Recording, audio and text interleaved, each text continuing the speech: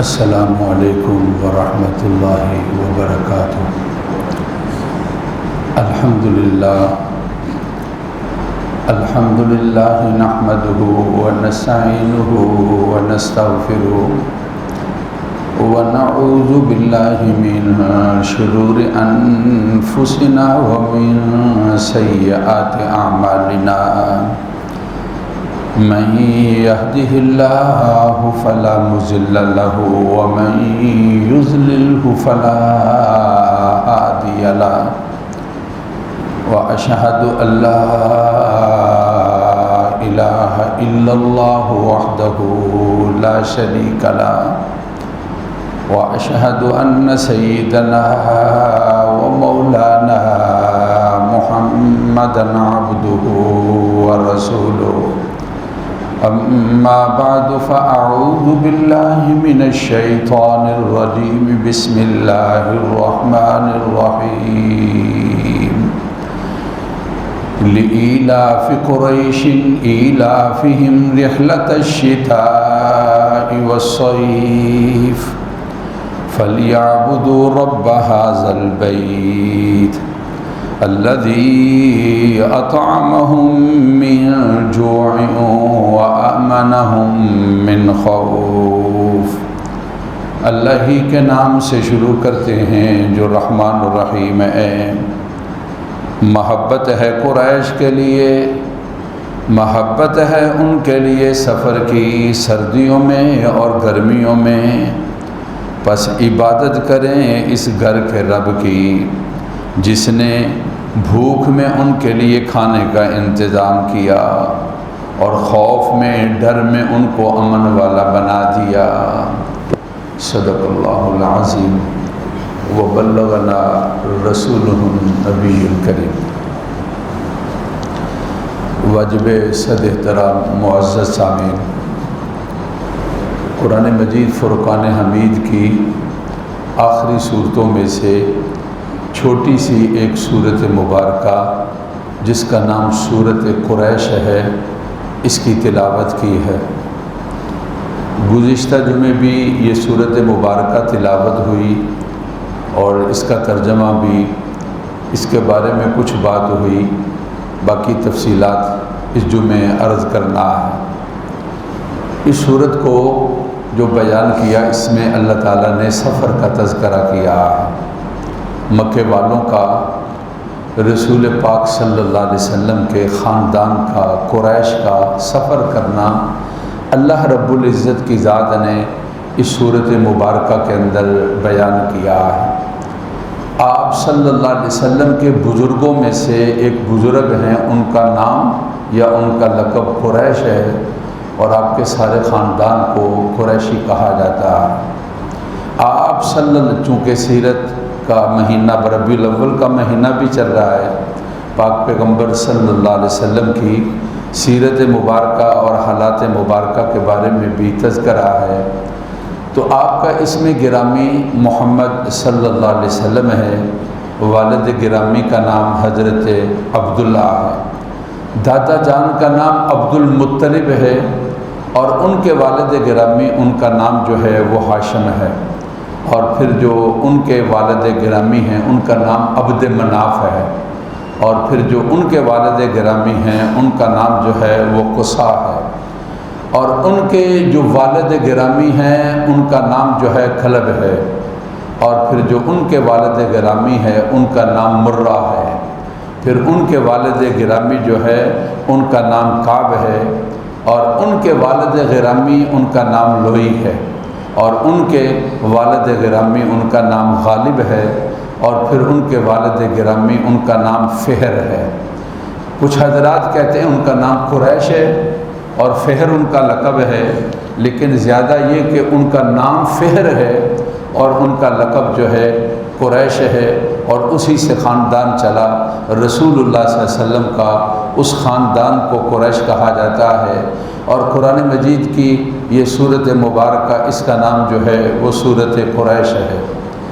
اس صورت مبارکہ کے اندر اللہ تعالیٰ نے سفر کے بارے میں تذکرہ کیا ہے۔ میں چونکہ 1.5 مہینہ تقریباً سفر میں رہا، جہاں تھا میں وہاں کے کچھ حالات آپ کے سامنے اور سفر کے بارے میں کچھ تذکرہ آپ کے سامنے کیا۔ گزشتہ جمعے میں نے عرض کیا تھا کہ سفر کئی طرح پر ہوتا ہے۔ حج کے لیے آدمی مکہ پاک اور مدینہ پاک جاتا ہے، یادگار انسان کی زندگی کا سفر ہے۔ آدمی عمرہ کے لیے سفر پر جاتا ہے، آدمی جہاد کے لیے سفر پر جاتا ہے، آدمی دعوت و تبلیغ جماعت تبلیغی کے لیے چلا 10 روز سے روز آدمی سفر پر جاتا ہے۔ آدمی سفر پر جاتا ہے تو انسان کی ضرورتوں کے اندر اس کی دولت، اس کا مال ہے، بال بچے ہیں، اپنے کام کاج کے لیے دنیا کی غرض سے آدمی سفر پر جاتا ہے، تجارت کے لیے سفر پر جاتا ہے۔ اور کبھی ایسا ہوتا ہے کہ انسان کو سفر کرنا پڑتا ہے حصول علم کے لیے، طلب علم کے لیے، حصول علم کے لیے اپنے شہر کو، اپنے علاقے کو، اپنے وطن کو اور بعض صورتوں کے اندر اپنے ملک کو بھی چھوڑتا ہے اور حصول علم کے لیے اس کے لیے سفر کرنا ہوتا ہے۔ میں نے عرض کیا کہ رسول اللہ صلی اللہ علیہ وسلم نے تجارت کا سفر بھی کیا۔ آپ نے حج پر تشریف لے گئے، مدینہ پاک سے آپ نے حج کیا، اس کو حجۃ الوداع کہا جاتا ہے۔ 4 مرتبہ رسول اللہ صلی اللہ علیہ وسلم مدینہ پاک سے عمرہ کے لیے مکہ معظمہ تشریف لے گئے، اور اس طرح آپ کے جہاد کے کتنے سفر ہیں۔ نبی پاک صلی اللہ علیہ وسلم نے تجارت کی غرض سے بھی اور تجار کی جماعت کے ساتھ بھی نبوت سے پہلے پاک پیغمبر صلی اللہ علیہ وسلم نے سفر کیا ہے۔ آپ نے شام کا سفر کیا ہے۔ میں نے گزشتہ جمعے جو بیان کیا، مجھے بعض دوستوں نے بعد میں کہا جی آپ نے ضرورت کے مطابق بات بیان کی ہے، اور آپ نے جو بہت ضرورت کی بات تھی اس کا آپ نے تذکرہ کیا ہے۔ تو آدمی جو سب 2 چیزیں سامنے رکھیں، اللہ کی ذات نے توفیق دی ہے، حرمین شریفین کا ضرور سفر کریں،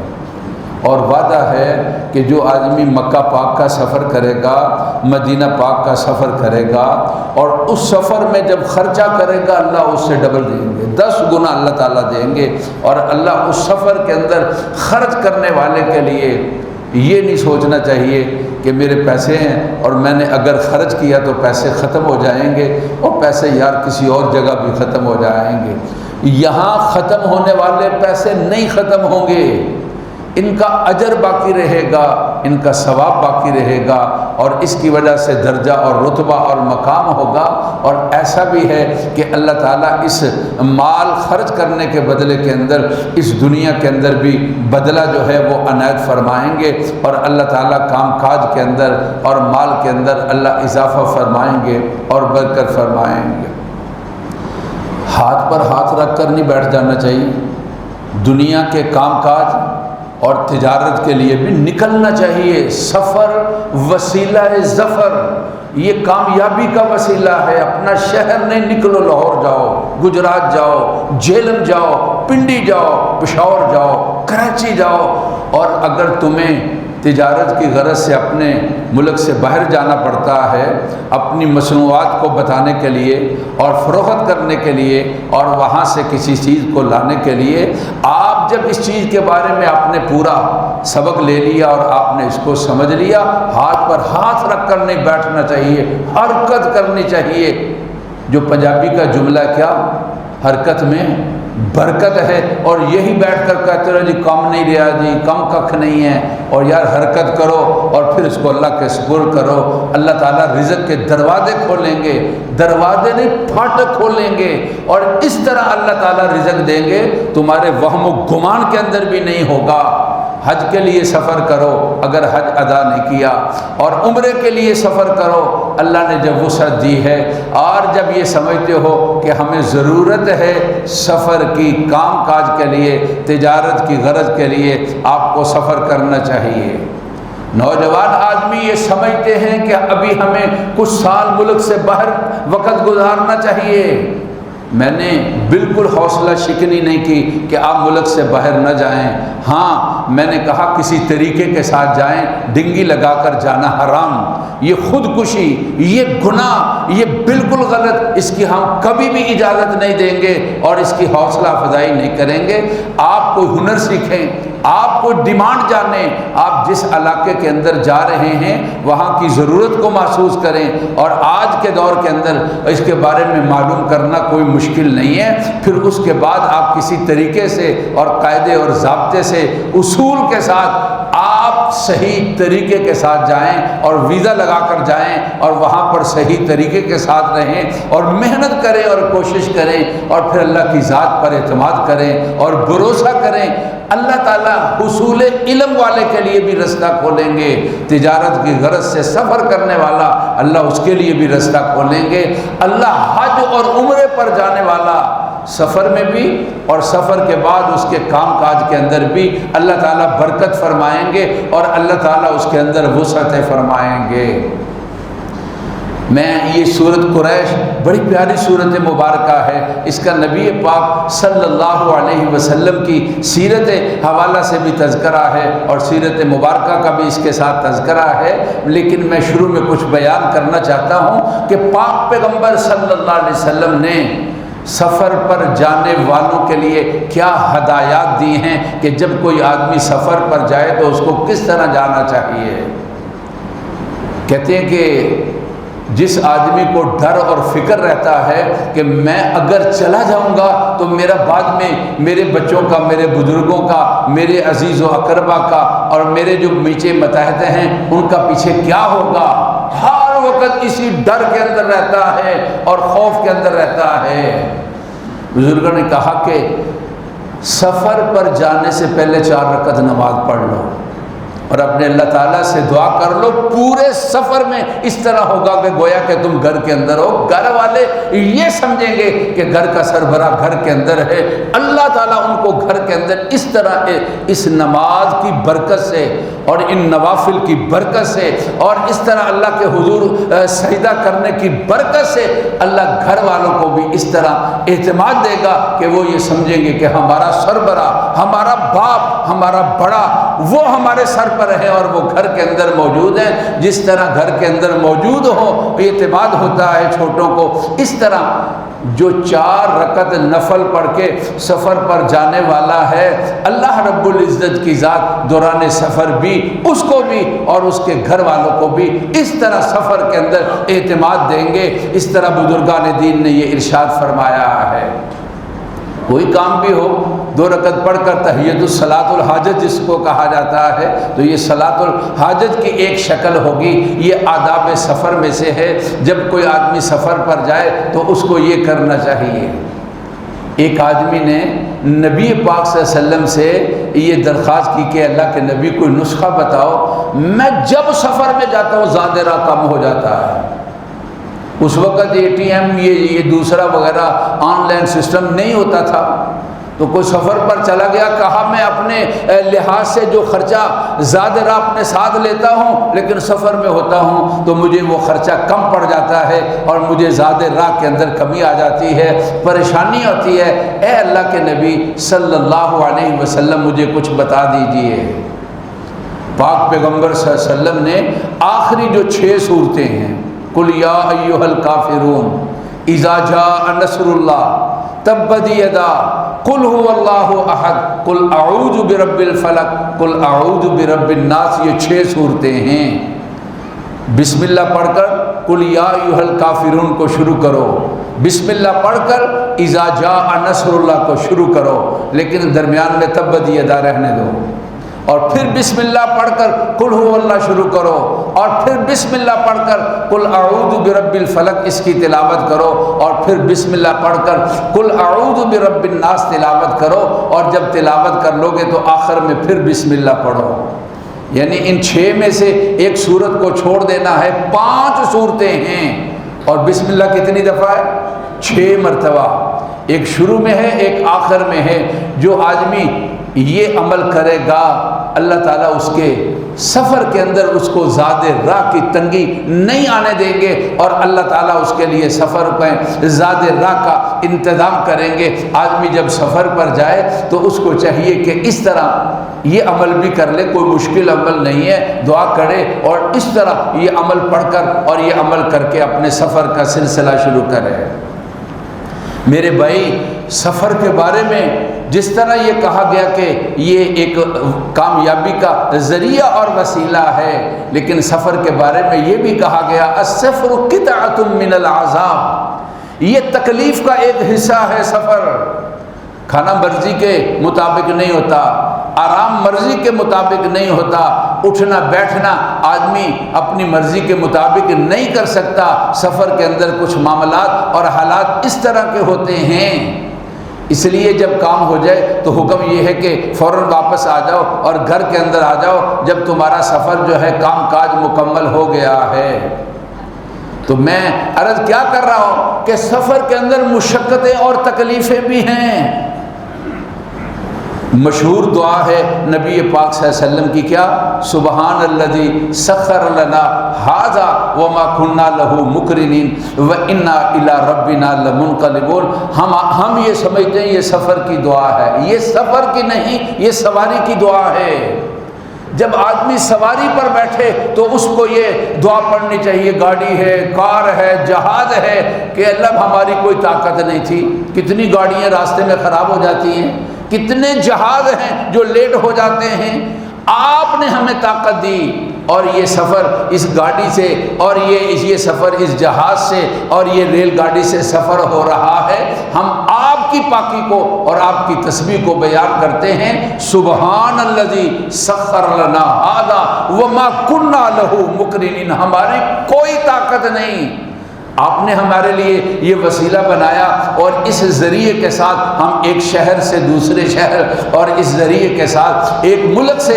دوسرے ملک میں تو خوبیوں والا ہے اور تو تسبیح والا ہے اور پاکی والا ہے۔ وَمَا كُنَّا لَهُ مُقْرِنِينَ، ہماری کوئی طاقت نہیں، وَإِنَّا إِلَىٰ رَبِّنَا لَمُنْقَلِبُونَ، ہم اپنے رب کی طرف رجوع کرنے والے ہیں۔ یہ چیز اس کا تعلق سواری کے ساتھ ہے۔ کہتے ہیں کہ نبی پاک صلی اللہ علیہ وسلم جب سفر پر تشریف لے جاتے تو آپ یہ دعا، سفر کے اندر دو چیزوں کی فکر ہوتی ہے، کیا؟ میرے بچوں کا کیا ہوگا، میرے گھر کا کیا ہوگا، میرے بزرگوں کا کیا ہوگا، میرے عزیز و اقربا کا کیا ہوگا، اور پھر آگے پتہ نہیں میرے ساتھ کیا معاملہ پیش آئے گا۔ تو پاک پیغمبر صلی اللہ علیہ وسلم نے فرمایا جب سفر پر جا رہے ہو تو یہ دعا مانگ لو، اللہم انت رفیقی فی السفر، اللہ میرے آپ سفر کے ساتھی ہیں۔ آدمی تلاش کرتا ہے نا حج پر عمرے پر کہیں بھی جانا، یار میرے ساتھ کون ہوگا،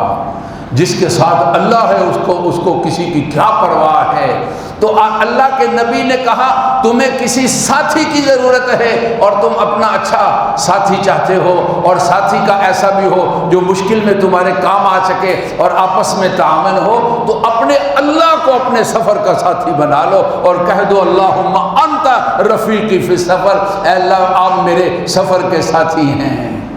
اور اس کا معنی یہ ہے کہ آپ ہمہ وقت میرے ساتھ ہیں، میں جس طرح گھر میں رہ کر تیری کوئی نافرمانی نہیں کرتا تھا، تیرے احکامات کی پیروی کرتا تھا، اب میں سفر میں ہوں تو تب بھی میرے ساتھ ہے، اور وہاں پر بھی تابعداری تیری ہوگی اور حکم تیرا چلے گا، اور تیری نافرمانی سے اور گناہ سے میں اپنے آپ کو بچا لوں گا۔ کتنی پیاری دعا ہے جو پاک پیغمبر صلی اللہ علیہ وسلم کی ذات اقدس نے ارشاد فرمائی ہے، اللہم انت رفیقی فی السفر وصاحب فی الاہل، اور فرمایا کہ ساتھ اللہم انت رفیقی فی السفر والخلیفۃ فی الاہل، اے اللہ سفر میں بھی آپ میرے ساتھ ہیں، اور پیچھے جو میرے بال بچے ہیں آپ ان کے بھی نگہبان ہیں اور ان کی نگرانی کرنے والے ہیں۔ یہ ان کی صفت ہے، ہر جگہ پر ہیں، جو سفر میں بھی ہیں اور گھر میں بھی ہیں، آگے جہاں جانا ہے وہاں پر بھی ہیں۔ اے اللہ آپ کی ذات مجھے ساتھ چاہیے، سفر کے اندر آپ کا اور اے اللہ مجھے تعاون چاہیے اپنے بال بچوں کے اندر، گھر بار کے اندر جب میں سفر پر جا رہا ہوں تو آپ میرے گھر والوں کے اندر بھی والخلیفۃ فی الاہل، آپ میرے گھر کے اندر بھی بال بچوں کے اندر بھی نگہبان بن جائیے اور ان کی نگرانی کرنے والا بن جائیے۔ کتنی پیاری دعا ہے جو پاک پیغمبر صلی اللہ علیہ وسلم کی ذات اقدس نے ہم کو بتائی ہے۔ ہم سفر پر جاتے ہوئے پتہ نہیں کیا کیا خرافات ہم کر لیتے ہیں اور کن کن رسومات کے اندر اپنے کو مبتلا کر لیتے ہیں، یا یوں کہہ لو کہ کون کون سے گناہ ہیں جن کے بارے میں ہم سلسلہ کر لیتے ہیں۔ اور یہ بڑا فنکشن ہے، یہ ڈھول ڈب، کیوں جی وہ ہمارا بیٹا سفر پر جا رہا ہے نا، اس کی خوشی کے اندر ہم نے اس طرح کا سلسلہ کیا ہے۔ او اللہ کے بندو، پاک پیغمبر صلی اللہ علیہ وسلم نے ہمیں سفر کے آداب بتاتے ہوئے اور سفر کے آداب جو ہے ان کا تذکرہ کرتے ہوئے یہ ارشاد فرمایا، اپنے اللہ سے یہ دعا مانگ کر جاؤ، کیا؟ اللہم انت رفیقی فی السفر والخلیفۃ فی الاہل، اے اللہ سفر کے ساتھی آپ ہیں اور میرے بال بچوں کے محافظ اور معاون بھی اور ان کا خیال رکھنے والے بھی آپ کی ذات ہے۔ میں سفر میں اپنے آپ کو تیرے اور گھر میں اپنے بال بچوں کو اللہ میں تیرے سپرد کرتا ہوں، سفر میں میری حفاظت کیجئے اور گھر میں جو میرے بال بچے ہیں آپ ان کی بھی حفاظت کیجئے۔ کیا کیا باتیں ہم یاد کر لیتے ہیں اور کیا کیا باتیں ہیں جن کو ہم یاد رکھتے ہیں۔ اگر ہم عزم کر لیں کہ روزمرہ زندگی میں ہمارے آقا نے ہمیں جو اسباق بیان کیے ہیں کہ میرے نام لیواؤ، ان مواقع کے اندر یہ دعا ہے، ان کو پڑھ لو، اپنے اللہ تعالیٰ سے ان الفاظ کے ساتھ مانگ لو، اپنے اللہ تعالیٰ سے ان دعاؤں کا تذکرہ کر لو۔ اب جب آدمی سفر پر جا رہا ہے، اپنے لیے بھی سفر میں دعا کر لی اور گھر والوں کے لیے بھی سفر میں دعا کر لی۔ اب سفر بڑا پرمشقت ہوتا ہے، ختم ہی نہیں ہوتا، کبھی تھوڑا سا سفر ہوتا ہے ختم ہونے کا نام نہیں لیتا، اور کبھی بڑا لمبا سفر ہوتا ہے اور سفر ختم ہوتا ہے، آدمی کیا خیال کرتا ہے مجھے پتہ ہی نہیں چلا یار اتنا لمبا سفر، اور میں نے 24 گھنٹے سفر کیا، کہاں سے فلائٹ، پھر کہاں سے فلائٹ، پھر مجھے چلنا پڑا، پھر مجھے سامان اٹھانا پڑا، اور میں اس طرح 24 گھنٹے کے بعد اپنے گھر میں اس منزل سے اس منزل تک پہنچا ہوں، میں بالکل حشاش بشاش ہوں، مجھے پتہ ہی نہیں چلتا ہے۔ در حقیقت اللہ رب العزت کی ذات بندے کے لیے مددگار بنتی ہے۔ پاک پیغمبر صلی اللہ علیہ وسلم یہ دعا بھی مانگا کرتے تھے، اللہم ہون علینا فی سفرنا ھذا وطو عنا بعد، اے اللہ اللہم ہون علینا ھذا سفر وطو عنا بعد، اللہ اس سفر کو میرے لیے آسان کر دیجیے۔ بظاہر مشقتیں 5-6 گھنٹے کا جہاد پر سفر، پھر 7-8 گھنٹے کا کہیں پر ٹرانزٹ، اور پھر اس کے بعد آگے سفر، اور پھر اس کے بعد گاڑی پر آگے سفر، بڑا لمبا سفر بن جاتا ہے۔ تو اپنے اللہ تعالیٰ سے شروع ہی میں مانگ لیا، اللہم ہون علینا ھذا سفر، اے اللہ اس سفر کو میرے لیے آسان کر دینا، وطو عنا بعدا، اے اللہ اس کی دوری کو قرب کے ساتھ بدل دیجئے، اس کی دوری کو لپیٹ دیجئے۔ میں نے کیا عرض کیا کہ کبھی تھوڑا سا سفر ہوتا ہے، آتا ہے انسان گھر میں سمجھتا ہو بڑا لمبا، جسے جسم ٹور جاتا ہے اور آدمی یہ سمجھتا ہے کہ میں نے بہت لمبا میں سفر کر کے آیا ہوں۔ بڑا پرمشقت سفر ہوتا ہے اور بہت لمبا سفر ہوتا ہے۔ اپنے اللہ سے یہ دعا مانگ کر نکلا کیا، اللہم ہون علینا ھذا سفر، اللہ میرا یہ سفر آسان کر دیجیے، وطو عنا بعدا، اس کی دوری کو لپیٹ دیجئے، یعنی یہ بہت لمبا جو سفر ہے میرے لیے اس کو مختصر بنا دیجئے۔ اور ایسا پتہ چلتا ہے، ایسا بھی ہوا دوست کہنے لگے یار صحیح کہ ہم نے 7 چکر لگائے لیکن یوں لگتا ہے 3 چکر لگے ہیں، پتہ ہی نہیں چلتا۔ صحیح جو ہے وہ 7 چکر 3.5 کلومیٹر بنتا ہے، اور بوڑھے آدمی کہتے ہیں جی پتہ ہی نہیں چلا مفتی صاحب، ایسا لگا کہ 3 چکر ہوئے ہیں، حالانکہ ہم گنتے رہے ہوئے 7 ہیں، لیکن جسمانی لحاظ سے اور ذہنی لحاظ سے یوں لگ رہا ہے جس طرح کہ ہم نے 3 چکر لگائے اور صحیح جو ہے وہ مکمل ہو گئی۔ یہ در حقیقت جب اپنے اللہ سے بندے نے مانگا تھا کہ اللہ اس دوری کو قرب کے ساتھ بدل دے، اس سفر کی مشقت کو آسانی کے ساتھ بدل دے، اپنے اللہ سے مانگ کر سفر کرنے والا، جس طرح کے پاک پیغمبر صلی اللہ علیہ وسلم نے ارشاد فرمایا، اللہ تعالیٰ قدم قدم پر اس آدمی کے لیے سفر کے اندر آسانیاں پیدا فرماتے ہیں۔ اور پھر نبی پاک صلی اللہ علیہ وسلم ایک یہ بھی دعا مانگا کرتے تھے، کیا؟ اللہم انی اعوذ بک من وعثاء السفر وکابۃ المنظر، اے اللہ میں سفر کی مشقت اور تکلیف سے پناہ چاہتا ہوں، مجھے سفر کی مشقت سے اور تکلیف سے بچا لینا، یعنی حالت سفر کے اندر کوئی تکلیف اور مشقت نہ ہو۔ یہاں موٹر سائیکل پر بیٹھتے پھر بھی یار یہ دعا مانگ لیا کر لو، کیا؟ اللہم انی اعوذ بک من وعثاء السفر، اس گرمی کے اندر سکوٹر پنچر ہو جائے اور قریب میں کوئی دکان بھی نظر نہ آئے اور پھر اس کو گھسیٹ کر جب جانا پڑے تو کیا آپ سمجھتے ہیں؟ اس لیے اپنے اللہ سے کہا کہ اے میرے اللہ مجھے اس سفر کے اندر آسانی پیدا فرما دینا،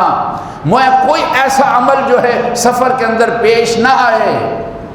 جس کی وجہ سے میں تکلیف کے اندر مبتلا ہو جاؤں اور مجھے مشقت جو ہے وہ جھیلنی پڑے۔ تو نبی پاک صلی اللہ علیہ وسلم یہ دعا بھی مانگا کرتے تھے، اللہم انی اعوذ بک من وعثاء السفر وکابۃ المنظر۔ کابۃ المنظر کا مطلب یہ ہے کہ میں سفر کے اندر کوئی ایسی چیز نہ دیکھوں جس کی وجہ سے میں پریشان ہو جاؤں اور میرے لیے تکلیف کا باعث ہو۔ اس میں ڈکیتی کی شکل بھی ہے، اس میں حادثے کی شکل بھی ہے، اس میں کسی طوفان کی شکل بھی ہے، اے اللہ مجھے برے منظر سے بچا لینا۔ نبی پاک صلی اللہ علیہ وسلم آپ بتائیں، اللہ کے نبی کی یہ پیاری پیاری ادائیں اور ان کے طریقے اور ان کی دعاؤں کو مانگ کر جانے والا بھلا کس طرح ناکام ہوگا؟ شک ہے تو پھر اس پر عمل کر کے دیکھ لو کس طرح اللہ تعالیٰ سفر کے اندر اور کس طرح اللہ تعالیٰ گھر کے اندر خیر اور عافیت کے ساتھ رکھیں گے۔ جس کو شکوہ ہے سفر میں خرچہ کم ہو جاتا ہے، آخری 6 جو صورتیں میں سے سورۃ تبت چھوڑ دے 5 صورتیں اور 6 بسم اللہ۔ جب کسی نے کہا تھا کہ زاد راہ کم ہو جاتا ہے تو اللہ کے نبی صلی اللہ علیہ وسلم نے فرمایا سفر پر جانے سے پہلے یہ وظیفہ پڑھ لیا کرو۔ سفر کے اندر ڈر اور خوف رہتا ہے، پتہ نہیں کیا ہوگا۔ بزرگ کہتے ہیں 4 رکعتیں پڑھ لو اور اپنے اللہ سے یہ صلاۃ الحاج اپنے اللہ سے دعا مانگ لو، تم سفر میں نہیں ہوگے، گھر والے یہ سمجھیں گے کہ سربراہ گھر کے اندر موجود ہے۔ اس طرح گھر کے حالات ہوں گے اور اس طرح سلسلہ ہوگا۔ اور پھر جب اپنے سفر پر نکلے ہو تو اپنے اللہ سے یہ کہہ دو اللہم انت رفیقی فی السفر، اے اللہ میرے آپ سفر کے ساتھی ہیں۔ وخلیفۃ فی الاہل، اے اللہ میرے بال بچوں کے اندر بھی آپ ان کے محافظ اور آپ ان کے نگران اور نگہبان ہیں، میں اپنے کو سفر کے اندر تیرے سپرد اور گھر کے اندر جو میرے بال بچے ہیں میں دوران سفر اور سفر کرنے سے پہلے میں ان کو اللہ تیرے سپرد کر رہا ہوں۔ اور پھر فرمایا رسول اللہ صلی اللہ علیہ وسلم نے ساتھ یہ مانگ لے اللہم ہون علینا ھذا السفر، اے اللہ اس سفر کو آسان کر دے۔ اور پھر فرمایا رسول اللہ صلی اللہ علیہ وسلم نے وَتْوِ عَنَّا بُعْدَ، اے اللہ اس کی دوری کو لپیٹ دیجئے، یعنی یہ لمبا سفر میرے لیے یہ لمبا نہ لگے، مختصر طریقے کے ساتھ یہ سفر مکمل ہو جائے۔ پھر آپ صلی اللہ علیہ وسلم نے پناہ مانگی کہ اللہم انی اعوذ بک من وعثاء السفر، سفر کے اندر مجھے کوئی تکلیف ہو اے اللہ میں تیری پناہ چاہتا ہوں۔ وکابۃ المنظر، مجھے کوئی بری چیز نظر آئے میں اللہ تیری پناہ چاہتا ہوں۔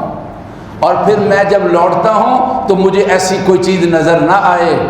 کہ وہ کس میں، میرے گھر والوں میں، میرے مال میں اور میرے بال بچوں کے اندر اے اللہ کوئی چیز بری نہ ہو۔ سفر وسیلہ ظفر،